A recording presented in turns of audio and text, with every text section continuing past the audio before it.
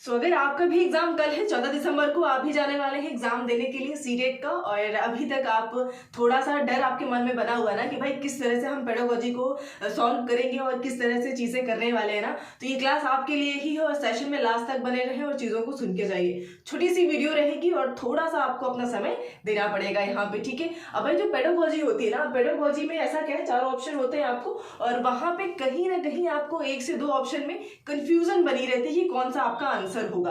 तो यहाँ पे मैं बस यही सिखाने वाली हूँ आपको कि वो कंफ्यूजन कैसे दूर करना है, या फिर कुछ ऐसे क्वेश्चन होते हैं जहाँ पे बिल्कुल आइडिया नहीं होता है ना, लेकिन वहां भी आप उनको तुक्का लगा करके लॉजिकली कैसे बेहतर तरीके से सॉल्व कर पाओगे। सो इस क्लास में हम ये सीखेंगे और वीडियो में लास्ट तक बने रहिए ना। तो चलिए समझते हैं चीजों को। This is Priyanka and welcome to Update Classes. So यहाँ पे हमें ये चीजें आसान जाननी है, समझनी है कि किस तरह से हम अपने एग्जाम में तुक्का लगा सकते हैं ना। तो चलिए भाई समझते हैं चीजों को। अब जैसे कि यहाँ पे पहला पॉइंट लिखा हुआ है पॉजिटिव एंड निगेटिव, ठीक है। जब भी आप तुक्का लगाइए सीटेट के एग्जाम में, तुक्का लगाने का मतलब ये नहीं है कि आप आंख बंद करी और उंगली रखी, जहां पे भाई रख गए बस वही आंसर है ना, तो ये बिल्कुल नहीं करना है। प्रॉपर लॉजिकली आपको यहाँ पे अपना आंसर चूज करना होगा, ठीक है। तो भाई कैसे चूज करेंगे वो हमें यहाँ पे सीखना है। अब जैसे मैंने लिखा हुआ है पॉजिटिव एंड निगेटिव, इसका मतलब है आपको पूरा जो पेडागोजी की अगर हम बात करते हैं तो पेडागोजी के आपको जो क्वेश्चंस हैं पूरे भाई ये 75 मार्क्स की पेडागोजी रहती है आपकी, ठीक है। और ये 75 नंबर आप इजीली गेन कर सकते हो अगर आपने ये चीजें सीख ली तो भाई यहाँ पे पूरा का पूरा पेडागोजी आपका पॉजिटिव निगेटिव पे ही डिपेंड होता है, ठीक है भाई। यही वाला पॉजिटिव और यही वाला निगेटिव की बात कर रही हूँ, ठीक है। तो कैसे आपको समझना है, और इसके लिए आपको समझ होनी चाहिए अपने टैग वर्ड्स की, तभी आप डिफरेंशिएट कर पाओगे ना कि पॉजिटिव क्या है और निगेटिव क्या है, ठीक है। तो इसके लिए टैग वर्ड्स पता होने चाहिए, और कुछ डिफिकल्ट वर्ड्स भी हैं जो आपको यहीं पे नजर आ जाएंगे, उनकी मीनिंग में आपको समझा दूंगी इजीली। तो चलिए भाई समझते हैं। अगर आपको तुक्का लगाना सीखना है तो आपको पॉजिटिव और निगेटिव टैग वर्ड्स बहुत अच्छे से क्लियर होने चाहिए। बस आपको सिंपली यही करना है कि अपने जो भी 4 ऑप्शन होंगे वहां पे पॉजिटिव निगेटिव ढूंढना है, और क्वेश्चन पूछा किस वे में गया है ना, क्वेश्चन पॉजिटिव पूछा गया है या निगेटिव पूछा गया है, क्योंकि निगेटिव क्वेश्चन भी आपसे पूछता है। हो सकता है उसने क्वेश्चन में लगा दिया कि बताइए कि बच्चे को किस तरह से एक समावेशी कक्षा में शामिल नहीं किया जा सकता है, तो वहां पे आपका आंसर निगेटिव होगा। अगर आपको पता है टैग वर्ड्स तो आप पॉजिटिव पॉजिटिव ढूंढ लोगे, निगेटिव आपका आंसर हो जाएगा ना। तो बस यही तरीका आपको इस्तेमाल करना है। अब जैसे यहाँ पे मैंने लिखा हुआ है पॉजिटिव टैग वर्ड्स, जैसे कि ओपन एंडेड क्वेश्चन, ठीक है। ओपन एंडेड यानी कि खुले अंत वाले प्रश्न, ऐसे प्रश्न जिनका आंसर बच्चा विस्तृत रूप में देता है और अपने विचारों को प्रकट करता है, जहां पे अपने थॉट्स को आपके सामने रखेगा, वो हमेशा ओपन एंडेड होते हैं। और ऐसे प्रश्न जिनको बताने के लिए जिनका आंसर बच्चा सिर्फ यस या नो में कर देता है, ठीक है, यस या नो में करेगा तो वो क्लोज एंडेड हो जाते हैं, ठीक है। तो इस तरह से ये निगेटिव माना जाएगा और ये पॉजिटिव हो जाता है। अगला है फॉर्मेटिव असेसमेंट। फॉर्मेटिव असेसमेंट यानी कि रचनात्मक आकलन। देखिए रचनात्मक आकलन जो है हमेशा पॉजिटिव होगा। क्यों होता है? क्योंकि ये बच्चे के एक तरीके से इंप्रूवमेंट पे बेस्ड होता है, ठीक है। बच्चे में बदलाव कैसे किया जा सकता है ना कि ये सिंपली रिजल्ट डिफाइन कर देगा, ठीक है। फीडबैक हमें मिलेगा बच्चे का एक कि बच्चा किस लेवल पे है, क्या उसमें और सुधार किए जा सकते हैं और उसमें किस तरह से और बदलाव किए जा सकते हैं, ठीक है। जबकि हम यहाँ पे देखते हैं समेटिव असेसमेंट, जो कि कभी भी आपका पॉजिटिव नहीं होता है।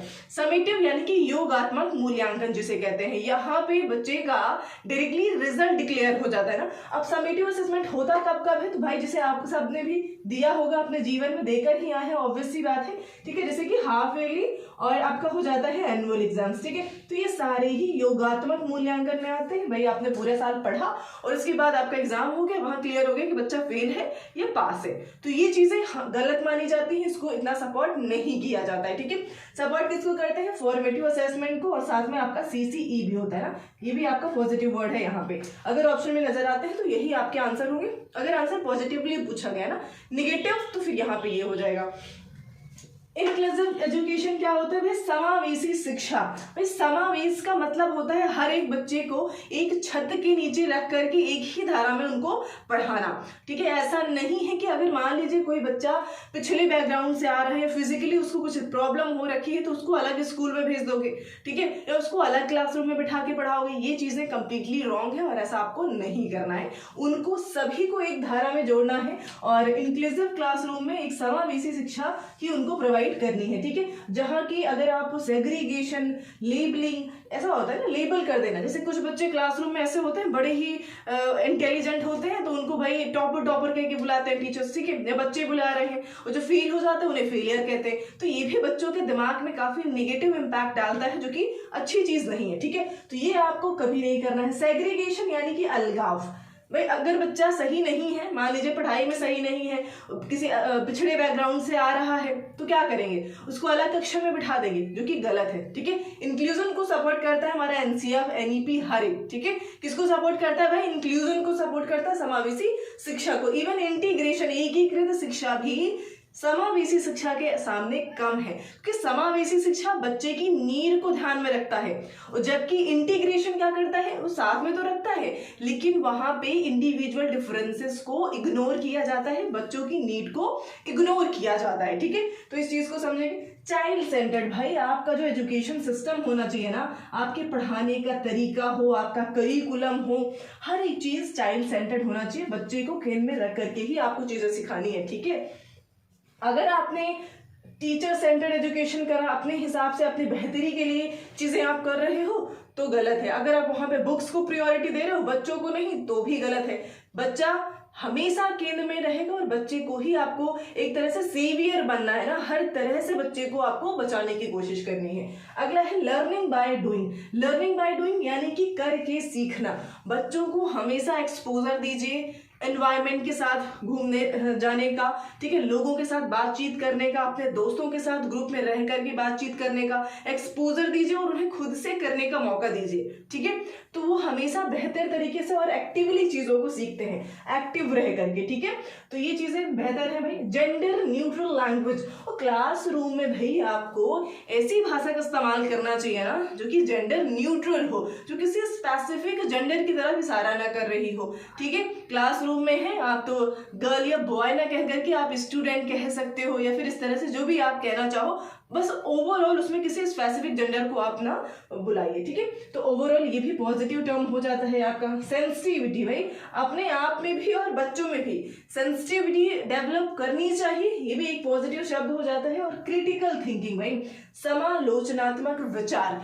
समालोचनात्मक विचार क्या होता है भाई, जहां पे बच्चा पॉजिटिव और नेगेटिव, किसी मान लीजिए कोई टॉपिक है, उसके पॉजिटिव और निगेटिव दोनों पक्षों पे अगर बच्चा विचार कर रहा है, और कुछ ऐसी चीजें हैं जैसे कि अनुमान लगाना, या फिर जो क्रिएटिव चाइल्ड्स होते हैं, रचनात्मक बच्चे होते हैं ना, वो कैसे होते हैं, उनके अंदर ही वे क्रिटिकल थिंकिंग होती है, और लाइक उस तरह से वो क्रिटिकल थिंकिंग कर सकते हैं ना। और इस चीज को बच्चों में क्या करनी चाहिए भाई, हमें डेवलप करनी चाहिए, ठीक है। ये पॉजिटिव टर्म हो जाता है। डाइवर्जेंट थिंकर ना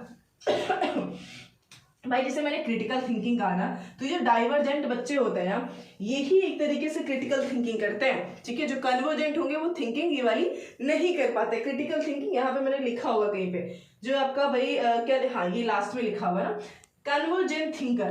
जो कन्वर्जेंट थिंकिंग रखते हैं, ये कि इनके जो विचार होते हैं ना, ये सीमित होते हैं। सीमित यानी कि इनको एक रास्ता दिखा दिया गया, उससे ज्यादा ये नहीं सोच सकते हैं, ठीक है। वहीं पे इनके जो विचार हैं सिमट के रह जाते हैं, यानी कि कह सकते हैं ना कि आउट ऑफ द बॉक्स नहीं जा पाते हैं, ठीक है।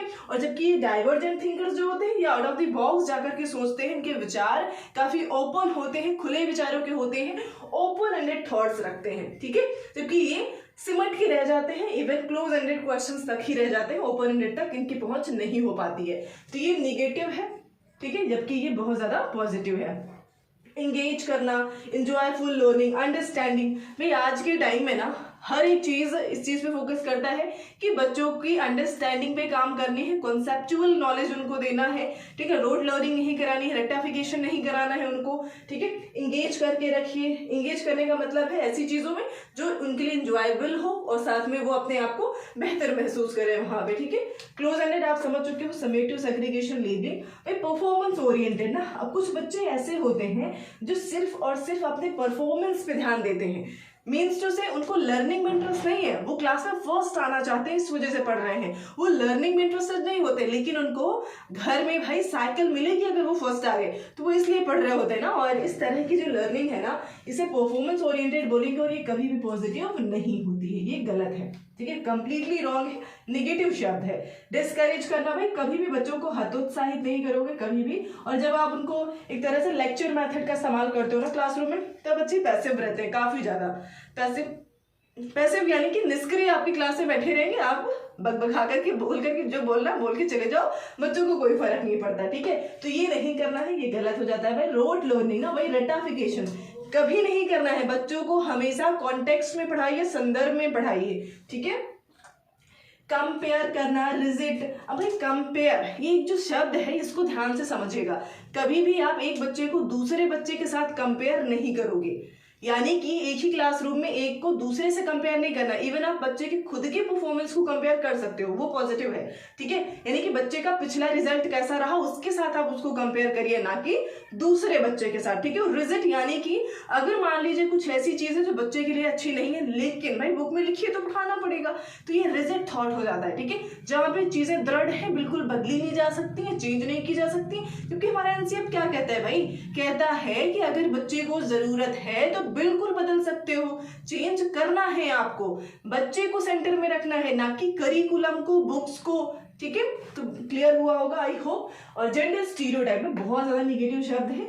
जेंडर स्टीरियोटाइप यानी कि एक रूढ़िवादी सोच जो हमेशा से चली आ रही है लोगों में ना, और वो कोई भी जेंडर हो, आपका एक तरीके से जितने भी जेंडर हैं आप समझ सकते हो, सोच सकते हो, उन सभी में एक विचारधारा आती है ना। फिर लड़कियों का पहनावा, उनकी बोली, उनकी भाषा, मेल्स है तो मेल्स का क्या पहनावा होगा, उन्हें कहाँ काम करना है, किस तरह से बोलना है, किसके साथ कैसा बिहेव करना है, ये सारी चीजें क्या है भाई, ये जेंडर स्टीरियोटाइप ही तो है, ये समाज ही तो है जिसने जेंडर शब्द दिया है। तो ये आप समझ पाए होंगे, ये नेगेटिव हो जाता है।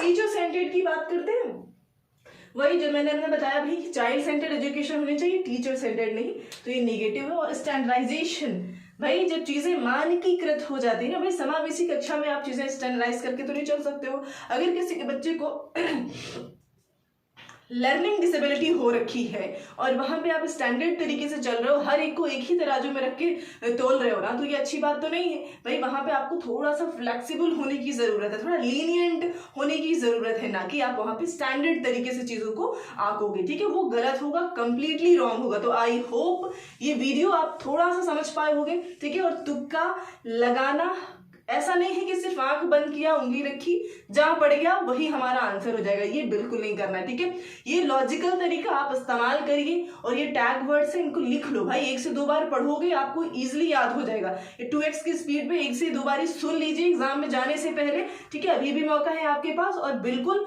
आपका एग्जाम बेहतर होगा भाई। 75 मार्क्स आपकी पेडागोजी से आते हैं, और ये चीजें बहुत हेल्प करने वाली है, लिख के लीजिए आप, ठीक है। और एग्जाम के बाद बताइएगा चीजें कितनी हेल्पफुल रही आपके लिए और कितनी नहीं, ठीक है। सो सभी को ऑल द बेस्ट, जिनका भी एग्जाम कल है 14 दिसंबर को।